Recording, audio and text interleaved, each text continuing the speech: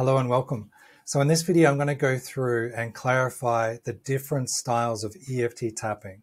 And the goal is, so at the end of this video, is that you will understand which EFT tapping style or teacher or school is best for you. So I often get this question now, what's the difference between this style and this style? Which one should I be using? Which one should I be studying? Which one's the most scientific? And so I'm going to clarify all those questions in this presentation. And if you don't know who I am, my name is Michael Hetherington. I originally started as an acupuncturist in Australia in 2009. And then around 2016, I pivoted into EFT tapping full time.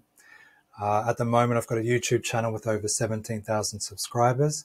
And about 300 of those videos are just EFT tapping videos.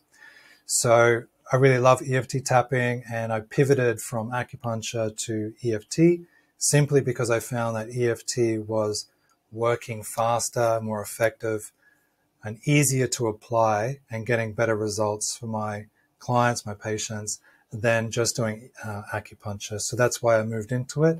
And since then, I've been teaching it. I've been practicing, working with hundreds of different clients, thousands of clients potentially from all over the world. On different educational websites where I do different trainings. These are some of the reviews, over 50,000 students, lots and lots of reviews. So I've been working with EFT, lots of different types, and have a background in therapy and education. So again, the aim of this video is to work out what EFT style is best for you with whatever challenges you're facing at the moment. Which one to pursue, because we don't want to waste time or waste money pursuing one that's not the right one for you. Which one's the most scientific, right?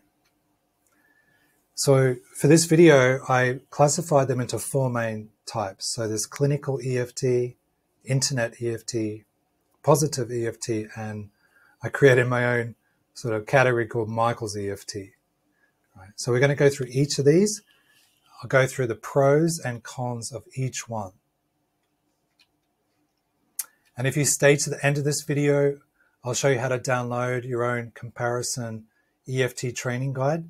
So I've done the research for you. I've researched 5 of the most common, most popular EFT training schools around the world. And I put together a free comparison guide, going over things like the costs, training hours, case studies required, what style EFT you learn essentially. So stick to the end and I'll show you how to get that. So the first one we need to clarify and discuss is Clinical EFT. So Clinical EFT refers to the standardized and evidence-based practice of the emotional freedom techniques that is typically administered by trained professionals in a therapeutic setting. So Clinical EFT is based on the 8-point protocol. So they use the main 8 points and they don't go outside that. Right. As the definition clarifies, this is the most scientifically tested and verified practice of EFT. It's very similar to the original EFT protocol, which was developed. The founder was a guy called Gary Craig. In the early 1980s, he came up with what they call the basic recipe. And Clinical EFT came along because they were looking for, how do we test this? How can we take this modality and, subject it to studies and replicate it? And that's when Clinical EFT came into being. And they've been around, Clinical EFT has been around for 15 years. And that's how long they've been studying Clinical EFT. So the pioneers in Clinical EFT is Dr. Peter Stapleton, Dawson Church, and David Feinstein. So, they've been doing a lot of the hardcore work, a lot of the research, reading, writing papers. Dr. Peter Stapleton has just released a new book recently on Amazon. You can get it, called The Science of EFT Tapping, or The Latest Science of EFT Tapping, one of those. So if you want to know the latest research of Clinical EFT, then check out that book. So yeah, a lot of these three are mainly academic researchers. and scientists. So what are the pros of clinical? So it's credible. It's got scientific studies backing it, over 15 years of clinical evidence. It's very effective with trauma because it focuses on one-on-one therapeutic settings. So it's highly designed for in the therapeutic setting, which basically means one-on-one support, right? So because of that, it can deal with deep psychological or emotional problems. It can deal with extreme things like PTSD, things like that, and trauma. It uses standard protocols, which means that it sticks to a particular protocol and then it replicates that protocol, or it can replicate it by teaching somebody else this protocol and then teaching somebody else. So that's the scientific nature of it, is that you can replicate the protocol, the practice, and you can replicate the findings, right? So that's the scientific model. So it's good in that sense, is that here's the protocol, learn it, and then replicate it. It also involves, because of its heavy scientific nature, it requires training, highly qualified practitioners using clinical EFT. And like I mentioned earlier, it's designed for a therapeutic setting, one-on-one support primarily. Some of the cons: accessibility can be an issue because of its highly therapeutic nature, which is one-on-one ideally, is that you may have restricted access to a practitioner, for example, right? And the videos that you see online, EFT is not really going to fit into clinical EFT because it's not highly individualized or personalized. And we'll talk about that in a moment in the other EFTs. So because of its therapeutic design, meaning mainly one-on-one support, is that it's going to cost more money, right? To find a practitioner, to get the education, it requires a bit more money, right? But in saying that, when you compare clinical EFT to other psychotherapeutic models like CBT, it actually may cost less. So results from traditional CBT therapy might require, for example, 12 sessions to get an outcome. But they're finding in the studies with clinical EFT, you might get the same outcomes, around the same outcomes, for maybe half the sessions, so 6 sessions. So even though it may be more expensive than Internet EFT, which we'll go into in a moment, it could be still cheaper than other conventional approaches. It could be more time-consuming as well, time-consuming in the sense that you've got to stick to the protocols and follow the procedures, which may mean it takes longer to get through something. But that's hard to measure against other EFTs because the other EFTs don't have the studies to compare it to. So this is just a potential con. It's not verified. Another con to it is that because it's highly structured, that it kind of loses space for any intuition, no real room for creativity. You can't add different points to the process.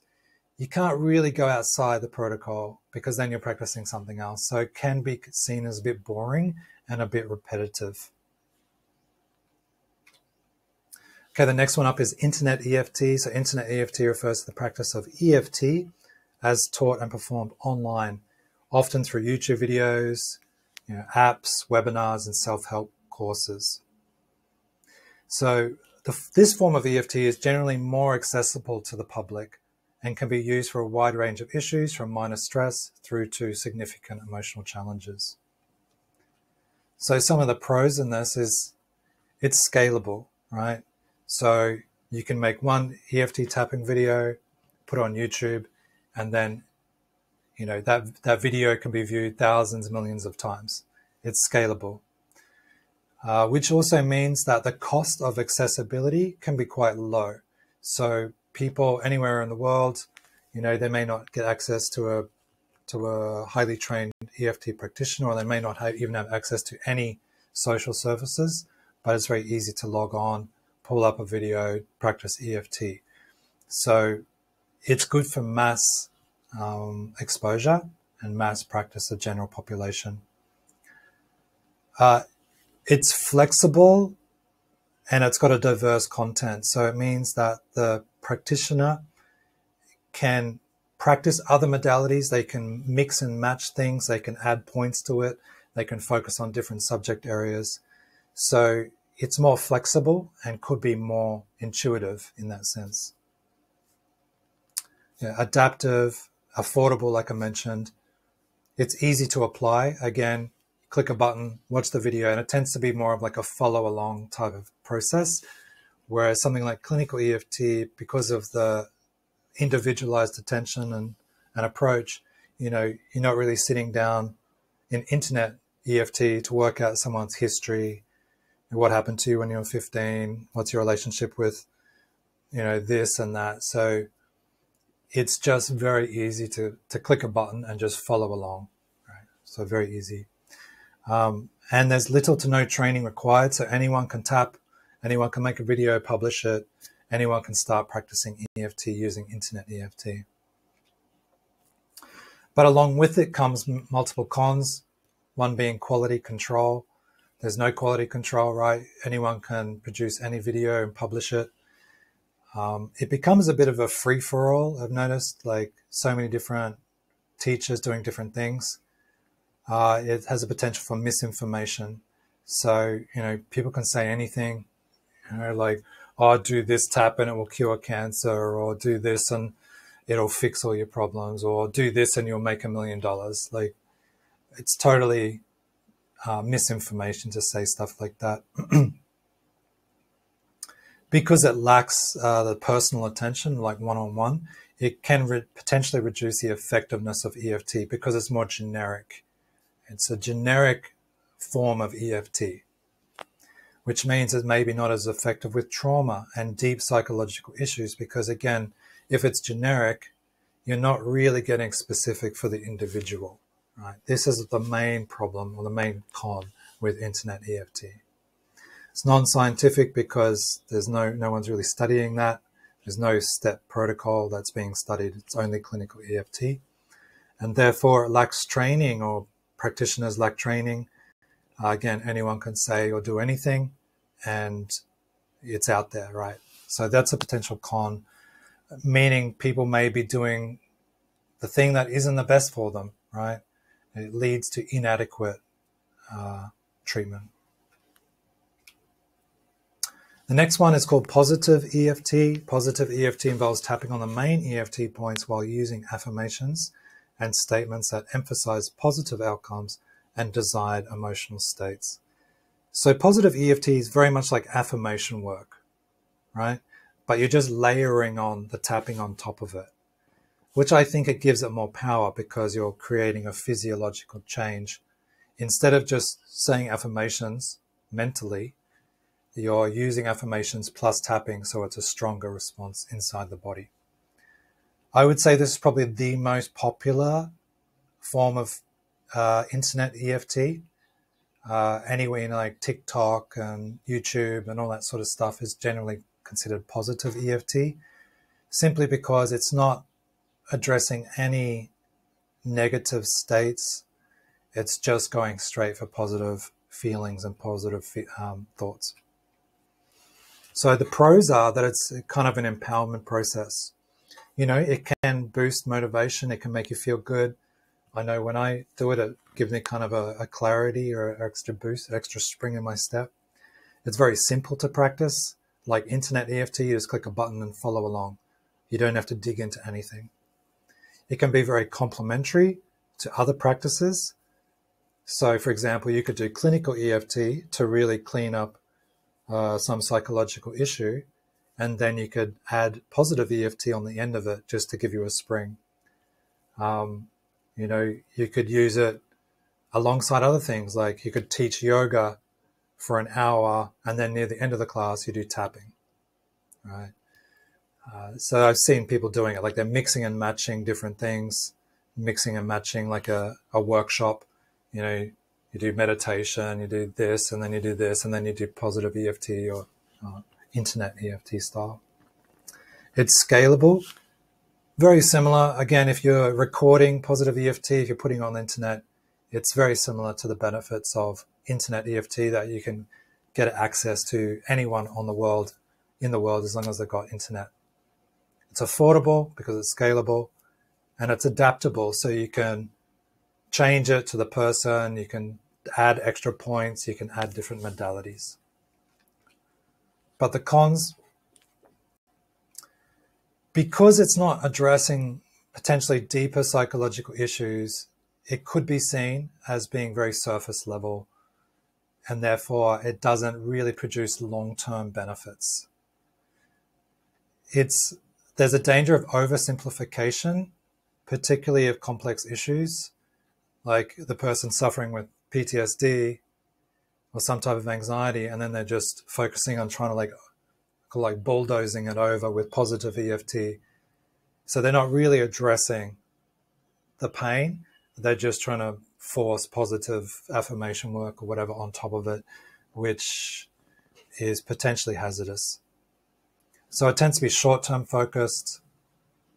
Again, there's a misinformation element to it. People just saying and doing things that is not grounded in reality. There's a lack of engagement with one-on-one support. So again, the effectiveness may be less if you're not getting one-on-one support.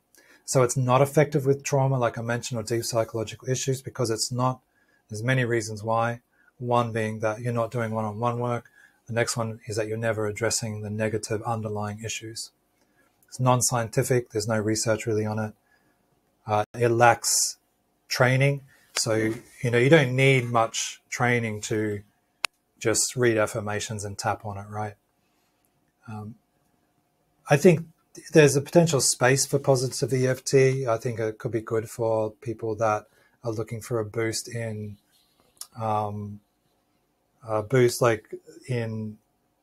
maybe performance enhancement.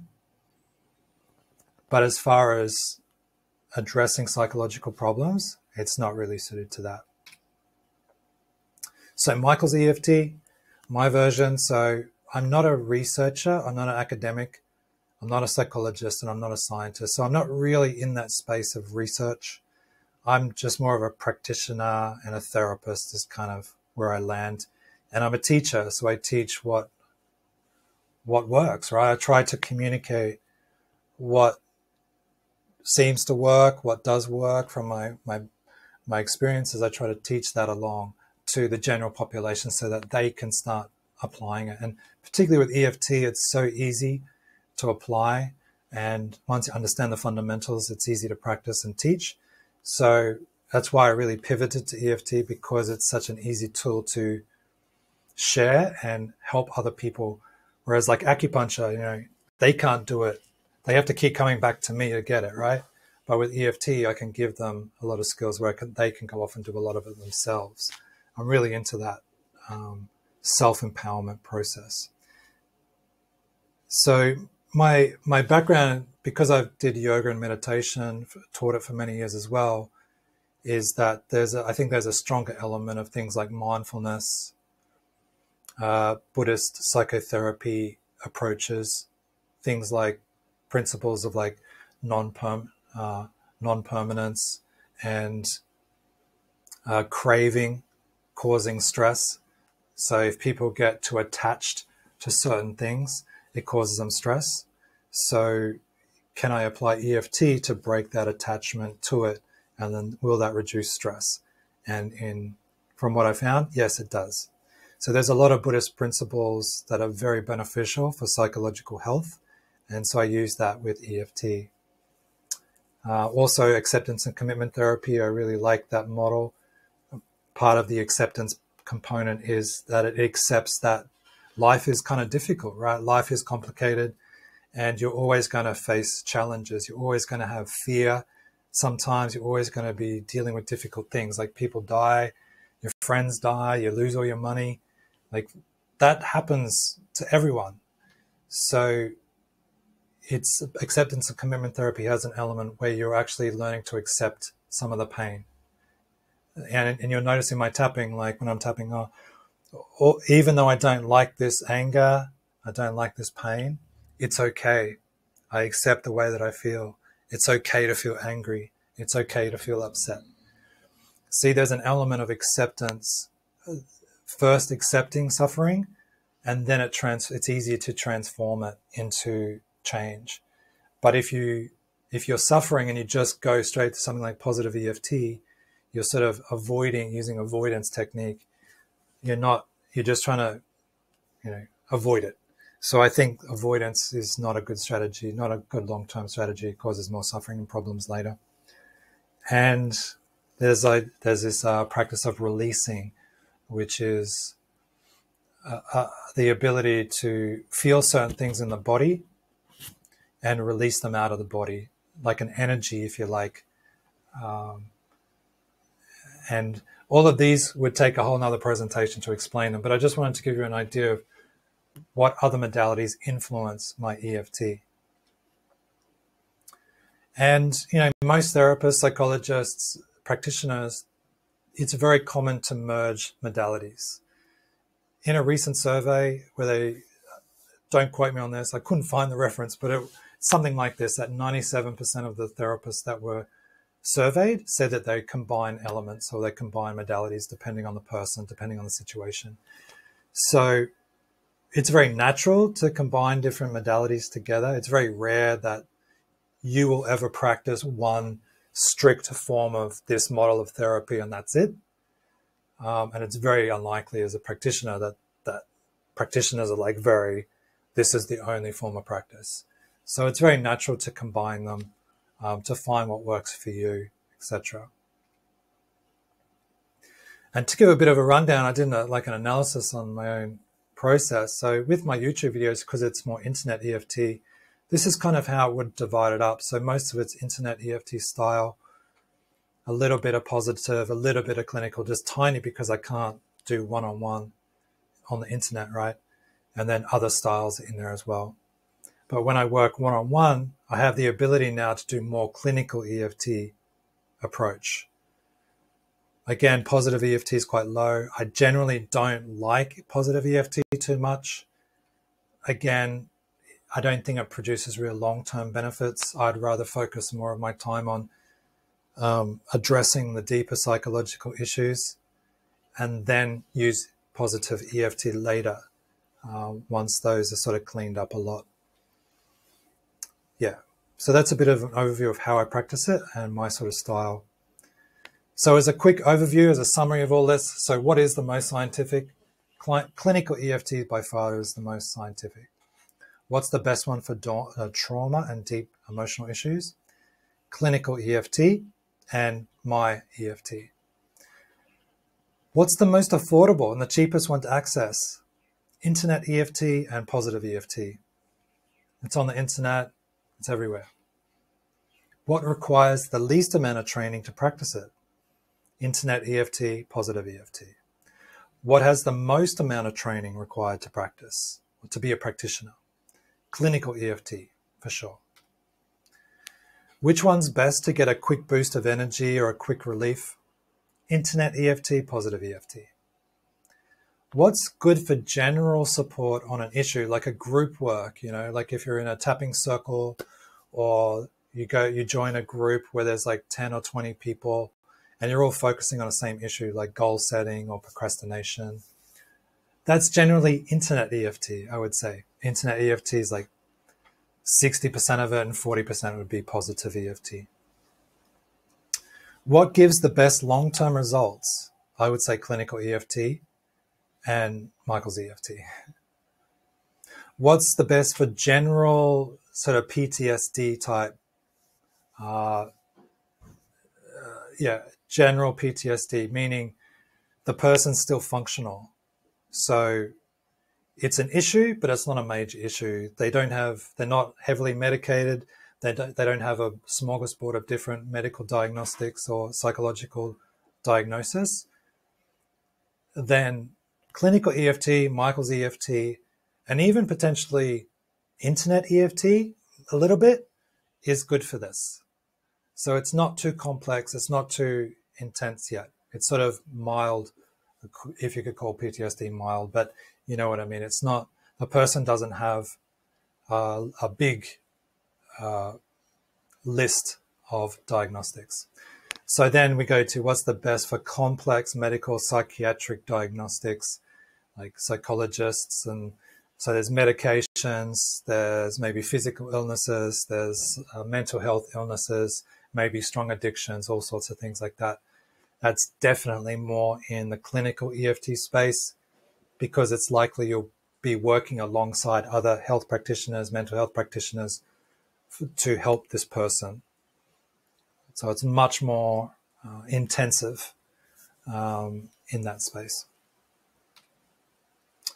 Okay, so that's an overview. Hopefully that was clarifying. If you want to study EFT, if you want to learn more about the different schools out there, then I've done the research for you. There's a link in the description box below. Click on that link. You'll be able to download the EFT training comparison guide. And again, I compare all the main schools so you can work out which one's probably is going to be best for you. So if you enjoyed this video, be sure to subscribe. Let me know in the comments below. And if you like these types of videos, again, be sure to like or subscribe so that YouTube knows that you like this type of work. It knows that you like EFT, and it will show you more videos of this nature. And I look forward to seeing you then. Bye-bye.